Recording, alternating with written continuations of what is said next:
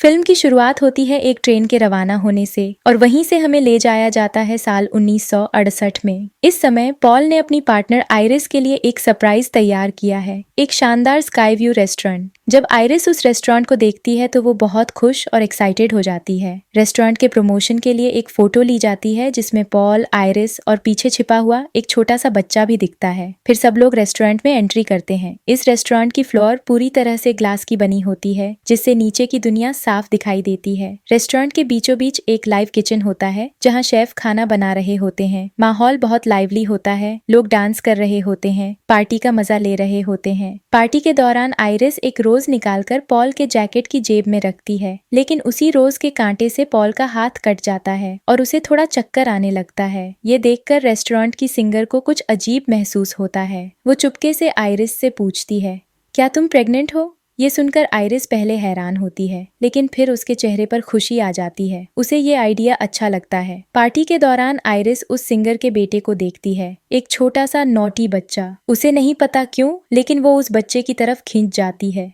थोड़ी देर बाद Paul iris को टेरेस पर ले जाता है एक रोमांटिक मोमेंट के लिए। वहीं वो उसे प्रपोज करता है। आइरिस बहुत खुश होकर हाँ कह देती है और उसे बताती है कि वो प्रेग्नेंट है। पॉल भी बहुत खुश होता है। तभी फिर से वो बच्चा दिखता है जो टेरेस से एक कॉइन नीचे फेंकता है, लेकिन वो कॉइन नीचे गिरने की बजाय एसी डक्ट में खिंच जाता है। रेस्टोरेंट में पार्टी जारी रहती है, लोग डांस कर रहे हैं, लेकिन धीरे धीरे ग्लास फ्लोर में हल्का सा शिफ्ट आना शुरू हो जाता है। उसी दौरान वो कॉइन एसी की पाइपों में घूमता हुआ आगे बढ़ता है। तभी अचानक एक बड़ी टेक्निकल प्रॉब्लम आती है। ग्लास फ्लोर टूट जाता है, कई लोग नीचे गिर जाते हैं। पॉल खुद को बचाने की कोशिश करता है, एक टूटी हुई शीशे की पट्टी पकड़ता है, लेकिन उसके हाथ और पैर कट जाते हैं। आखिरकार वो भी नीचे गिरता है और उसकी मौत हो जाती है, लेकिन आइरिस किसी तरह बच जाती है। एक स्ट्रक्चर बीम पकड़ लेती है। कॉइन अब भी एसी डक्ट्स में घूमता रहता है और जाकर एक गैस पाइप में फंस जाता है, जिससे फायर लग जाती है। उसी आग में सिंगर की मौत हो जाती है। आइरिस एक पियानो के नीचे छुपकर खुद को बचाती है। फिर वो लिफ्ट तक पहुंचती है, लेकिन वो ऑलरेडी फुल होती है। जैसे ही लिफ्ट नीचे जाती है, एक आदमी नीचे फिसल जाता है और लिफ्ट क्रैश हो जाती है। सभी लोग मर जाते हैं।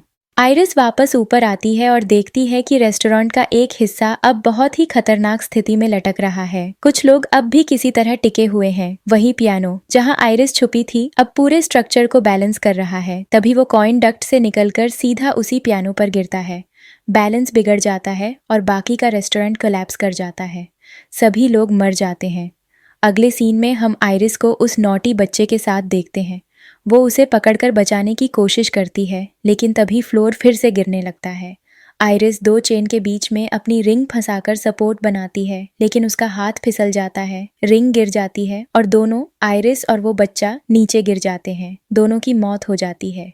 तभी एक जोरदार स्क्रीम होती है। ये सब कुछ असल में एक लड़की स्टेफनी के हेलुसिनेशन में हो रहा था। स्टेफनी अपनी क्लासरूम में होती है और उसके चीखने से सब डिस्टर्ब हो जाते हैं। प्रोफेसर उसे डांटते हैं और वो बताती है कि उसे अक्सर ऐसी डरावनी विजन्स आते हैं। रात को फिर एक सपना आता है और वो डर के मारे उठ जाती है। उसकी रूममेट उसे सलाह देती है कि वो अपने फैमिली से बात करे। स्टेफनी अपने पापा और छोटे भाई से मिलने जाती है और फिर अपने मामा के घर जाती है जो उसकी माँ के भाई हैं। वहाँ सब उसे बहुत प्यार से वेलकम करते हैं। स्टेफनी अपने कजिन्स के साथ अच्छा टाइम बिताती है और मामा से पूछती है, आइरिस के बारे में बताइए। हाँ, वही आइरिस जो उसके सपनों में बार बार दिखती थी, असल में उसकी ग्रैंडमदर होती है। लेकिन आइरिस का नाम सुनते ही मामा नाराज हो जाते हैं। वो कहते हैं, आइरिस अब हमारे लिए मर चुकी है। उसने अपनी सैनिटी खो दी थी, फैमिली छोड़ दी और एक आइलैंड पर जाकर अकेली रहने लगी। वो आइरिस को ब्लेम करते हैं कि उसकी वजह से स्टेफनी की माँ की मेंटल हेल्थ बिगड़ी और फिर वो भी फैमिली छोड़कर चली गई।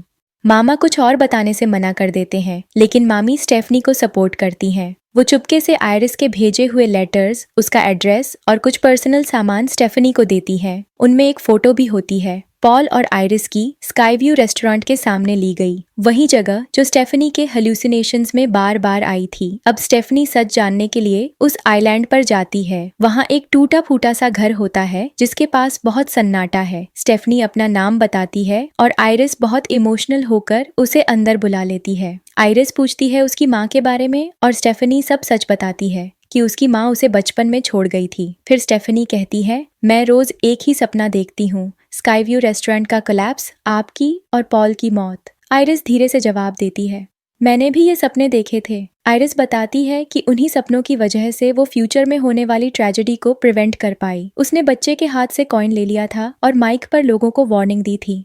स्टेफनी शॉक्ड होती है। आपने सबको बचा लिया? आइरिस हाँ में सिर हिलाती है, लेकिन कहती है मौत इतनी आसानी से हार नहीं मानती। वो बताती है कि जो लोग उस दिन बच गए थे बाद में किसी न किसी तरह से मर गए और अब मौत सर्वाइवर्स के बच्चों के पीछे भी लग गई है। पॉल एक बीमारी से मर गया और आइरिस को पता चल गया कि अब उसकी बारी है, इसलिए उसने अपने फैमिली को बचाने के लिए खुद को आइलैंड पर आइसोलेट कर लिया। वो कहती है जब तक मैं जिंदा हूँ तुम्हारा भाई, तुम्हारी माँ और मामा सब सेफ हो। स्टेफनी पूछती है तो फिर मुझे ये विजन्स क्यों आते हैं? आइरिस कहती है क्योंकि अब मौत हमें फिर ढूंढ रही है।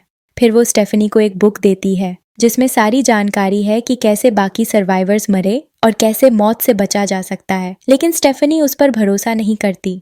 जाते वक्त आइरिस कहती है मैं फिर तुमसे मिलने आऊंगी। वो कई सालों बाद पहली बार कैबिन से बाहर आती है और कहती है अब मैं मौत से सामना करूंगी। आइरिस स्टेफनी को किताब देती है और कहती है अब मौत तुम्हारे पीछे आएगी, इस किताब से ही तुम बच सकती हो। स्टेफनी अब भी भरोसा नहीं करती। आइरिस कहती है तो देखो मैं कैसे मरती हूँ। तभी पास में एक गैस लीक शुरू होता है। चीजें एक एक करके खराब होने लगती हैं। एक चेन आइरिस से टकराती है और कुछ तेज उसे पीछे से लग जाता है। आइरिस की मौत हो जाती है। अब स्टेफनी को सब कुछ सच लगने लगता है। 2 दिन बाद आइरिस का फ्यूनरल होता है। स्टेफनी की माँ भी वहाँ आती है। वो कहती है अब अगली मौत मेरी होगी। स्टेफनी अपनी माँ को बचाने के लिए आइरिस की दी हुई किताब पढ़ने लगती है। उस किताब में वही कॉइन छिपा होता है जिससे आइरिस ने डिजास्टर को रोका था। स्टेफनी समझ जाती है कि ये कॉइन बहुत इंपॉर्टेंट है। वो तुरंत अपने फैमिली को कॉल करने की कोशिश करती है, लेकिन कोई कॉल नहीं उठा रहा। उधर पूरी फैमिली एक पार्टी में व्यस्त होती है। उसी पार्टी में अजीब चीजें होने लगती हैं। एक ग्लास टूटता है और उसका टुकड़ा सीधे आइस बकेट में गिरता है। धीरे धीरे कुछ चीजें खुद ब खुद अपनी जगह से हिलने लगीं, जैसे कोई ट्रैप बना रहा हो। फिर अचानक अंकल का ग्लास उनके हाथ से गिर गया और एक तेज शार्ड उनके पैर में चुभ गया। दर्द के कारण वो पीछे की ओर लड़खड़ा गए। उनकी गिरावट से जमीन में कंपन हुआ, जिससे पास रखा लॉन कटिंग मशीन हिल गया। एक भयानक पल में मशीन ने उन्हें टक्कर मारी और उनकी मौत हो गई। पार्टी में सभी लोग डर और सदमे में थे। स्टेफनी घबरा गई और उसने अपनी फैमिली को बताया कि मौत एक एक करके उन्हें टारगेट कर रही है। उसने बताया कि स्काई व्यू रेस्टोरेंट वाले इंसिडेंट के बाद जो लोग बच गए थे अब उनकी आने वाली जनरेशन्स को भी मौत ढूंढ रही है। पहले आइरिस मेरी की मौत हुई, फिर उनके बड़े बेटे की और अब उनके बच्चों की बारी है। स्टेफनी ने ये तक कहा कि अगर मेरी माँ बनी तो अगली बारी खुद स्टेफनी की होगी, लेकिन फैमिली ने उसकी बातों पर भरोसा नहीं किया। खासकर उसके कजिन्स को बहुत गुस्सा आया। उन्होंने कहा कि वो उनके पिता की मौत का मजाक बना रही है। सिर्फ एक इंसान ने उस पर भरोसा किया, स्टेफनी की अपनी माँ। लेकिन स्टेफनी की अपनी माँ से ठीक से बनती नहीं थी और वो बात भी नहीं कर रही थी। इसके बाद दिखाया गया कि स्टेफनी का कजिन जो मेरी का बड़ा बेटा था अपने पियर्सिंग शॉप में था। दिन खत्म होने के बाद उसने अपने हाथ पर अपने पिता के लिए एक टैटू बनवाया। उस समय वो अपनी नाक में नोज रिंग पहने हुए था। जैसे ही वो दुकान में घूम रहा था, एक फैन जो कि मैग्नेटिक चेन से जुड़ा था घूमने लगा। वो चेन उसकी नोज रिंग की तरफ खींचने लगी। पास ही कहीं केरोसिन गिरा हुआ था और इसी अफरा तफरी में एक लाइटर गिर गया, जिससे आग लग गई। हालांकि उसने खुद को चेन से छुड़ा लिया, लेकिन वो आग में गिर गया। आग तेजी से पूरी दुकान में फैल गई। जैसे ही स्टेफनी को आग के बारे में पता चला, वो भागकर वहां पहुंची। रास्ते में अचानक उसका कजिन उसकी कार के सामने आ गया और उसे रोक लिया। चमत्कारिक रूप से इतनी तेज ब्रेक के बाद भी उसे सिर्फ हाथों में थोड़ी चोट आई। वो दोनों इस बारे में बात कर ही रहे थे कि एक तेज ट्रक उनके पास से गुजरा, लेकिन कुछ नहीं हुआ। वो हंसते हुए बोला, देखा, मैंने कहा था ना, मुझे कुछ नहीं होगा। लेकिन स्टेफनी अब भी डरी हुई थी। वो चारों ओर ध्यान से देखने लगी, खतरे की तलाश में। तभी एक गड़बड़ ट्रक पास से गुजरा और स्टेफनी ने उसे दूर रहने को कहा, लेकिन वो लड़का उसके पास आ गया और बोला, कुछ नहीं होगा। उधर उसकी बहन टहल रही थी। चलते चलते उसका पैर एक बॉल से टकराया और वो एक ट्रैश बिन में गिर पड़ी। उसी समय सैनिटेशन वर्कर्स आ गए और गार्बेज को ट्रक में डालना शुरू कर दिया। तीनों ने ये देखा और ट्रक रोकने के लिए दौड़ पड़े। स्टेफनी ने बिना सोचे ट्रक पर छलांग लगा दी, खुद की जान की परवाह किए बिना। लेकिन जब तक वो पहुंची, ट्रक का क्रशिंग सिस्टम चालू हो चुका था। लड़की अंदर खींची जा चुकी थी और उसकी मौत हो गई। स्टेफनी के हाथ में सिर्फ उसका हाथ रह गया और वो मर चुकी थी। उसकी मौत ने सभी को दुखी कर दिया। उसका भाई फूट फूट कर बोला, तुम ठीक कह रही थी। लेकिन स्टेफनी ने इस बार उसे नहीं रोका। उसे यकीन हो गया था कि कुछ गड़बड़ है। वो बोली, जिसे मरना चाहिए था वो नहीं मरा, बल्कि उसकी बहन मारी गई। उसी वक्त उनकी एक आंट आई और उन्होंने एक बड़ा सच बताया। वो लड़का स्टेफनी के अंकल का बायोलॉजिकल बेटा नहीं था, इसलिए मौत ने उसे नहीं बल्कि उसकी बड़ी बेटी को लिया। स्टेफनी ये सुनकर हैरान रह गई। अब उसके साथ बाकी लोग भी उसकी बातों पर भरोसा करने लगे। लड़की का छोटा भाई बोला, अब मेरी बारी है, लेकिन मैं मरना नहीं चाहता, क्या तुम मेरी मदद करोगी? स्टेफनी बोली, मैं तुम्हें बचाना चाहती हूँ, लेकिन मुझे नहीं पता आगे क्या होगा। उसने कहा, तुम जानती हो, बस चारों तरफ देखो, फोकस करो, तुम्हें समझ आएगा। स्टेफनी को याद आया, उसकी दादी आइरिस ने कभी एक लड़की के बारे में बताया था जो उस वक्त बच गई थी। वो अभी भी जिंदा थी और हॉस्पिटल में काम करती थी। उसका नाम था जिनी। उसने किसी तरह मौत को चकमा दे दिया था। तो सबने तय किया कि उसे ढूंढा जाए। जब वो पहुंचे और बोले जेडी, तो जिनी चौंक गई। ये नाम सिर्फ आइरिस ही उसे बुलाती थी। उन्होंने पूछा, तुम आइरिस को कैसे जानती हो? जिनी ने जवाब दिया, मैं टावर गिरने वाले दिन वहां थी, मैं उस सिंगर का बेटा थी। ये सुनकर स्टेफनी को सब याद आ गया और उसने जिनी को पहचान लिया। जिनी ने बताया कि आइरिस सालों पहले उसके पास आई थी अपने पति पॉल को बचाने के लिए, लेकिन लाख कोशिशों के बावजूद वो नहीं बच पाए। स्टेफनी ने पूछा, क्या कोई ऐसा है जो बचा हो? जिनी ने कहा, हाँ, 2 लोग, लेकिन जिस तरह से तुम सोच रही हो उस तरह नहीं।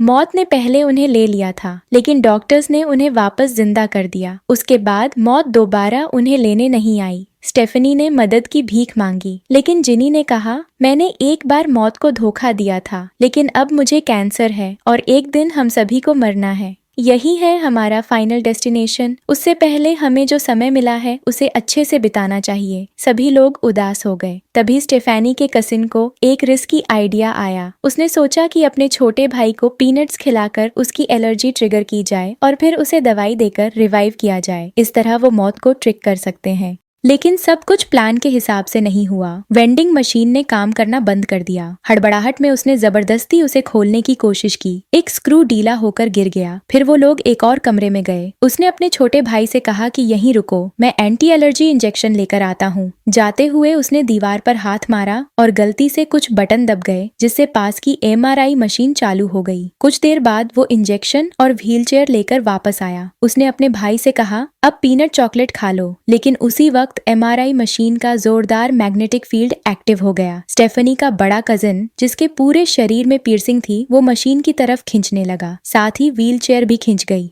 डरावने पल में दोनों मशीन में फंस गए। छोटा भाई, जिसने चॉकलेट खाई थी, बुरी हालत में पहुंच गया, लेकिन उसने खुद को इंजेक्ट किया और उसकी हालत थोड़ी बेहतर हो गई। लेकिन तभी पहले से ढीली हुई स्प्रिंग जो वेंडिंग मशीन से निकली थी, आकर उसके सीने में लग गई और उसकी मौत हो गई। इतनी तैयारी के बाद भी डेथ ने उसे पकड़ ही लिया। सबका दिल टूट गया। स्टेफनी ने अपनी माँ से कहा, अब तुम्हारी बारी है। उसने कहा, आइरिस का घर जहाँ ग्रैंडमा रहती थी, शायद तुम्हें वहीं जाना चाहिए। वो बहुत सालों तक वहाँ सुरक्षित रही। माँ ने हाँ कहा। स्टेफनी ने एक किताब उठाई और उससे एक कॉइन गिर गया। एक बूढ़ी औरत ने वो कॉइन उठाया और अपनी पर्स में रख लिया। स्टेफनी जल्दी से अपनी ग्रैंडमा के घर पहुंची और माँ से कहा कि वो और उसका भाई अंदर चले जाएं। माँ और भाई घर के अंदर चले गए, पर उन्हें ये नहीं पता था कि घर के अंदर गैस लीक हो चुका था। एक इलेक्ट्रिकल वायर से निकली स्पार्क ने आग पकड़ ली। एक जोरदार एक्सप्लोजन हुआ। स्टेफनी की कार जो बाहर खड़ी थी पानी में जा गिरी। स्टेफनी तैरकर बचने की कोशिश करने लगी। घर के अंदर माँ आग में फंस गई। बाहर खड़ा उसका भाई देख रहा था कि एक फॉलिंग टावर स्टेफनी पर गिरने वाला है। उससे पहले माँ बाहर आई और बेटे को धक्का देकर बचाया। टावर गिरा और माँ की मौत हो गई।